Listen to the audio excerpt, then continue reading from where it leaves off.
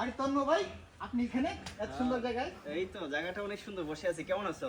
এই তো ভালো আছি, আপনি কেমন আছেন? হ্যাঁ, ভালো আছি। বসো বসো, এখানে বসো। আমার কাছে তো খুব ভালো লাগতেছে হ্যাঁ, এখানে। এত সুন্দর একটা জায়গা খুব এখানে। সুন্দর জায়গা। হ্যাঁ, বসো, এখানেই বসো। ওয়াও, অসাধারণ একটা জায়গা। হ্যাঁ, আমার কাছে তো খুব ভালো লাগতেছে।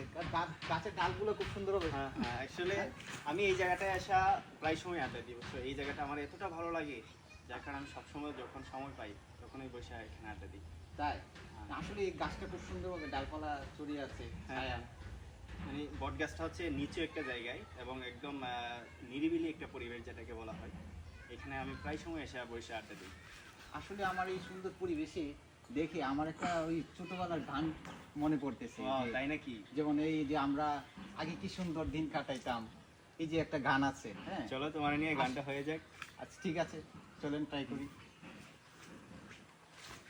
আগে কি সুন্দর দিন কাটাইতাম আমরা, আগে কি সুন্দর দিন কাটাইতাম।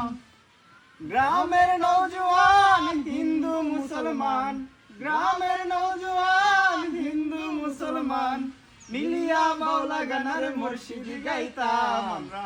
আগে কি সুন্দর দিন কাটাইতাম আমরা, আগে কি সুন্দর দিন কাটাইতাম।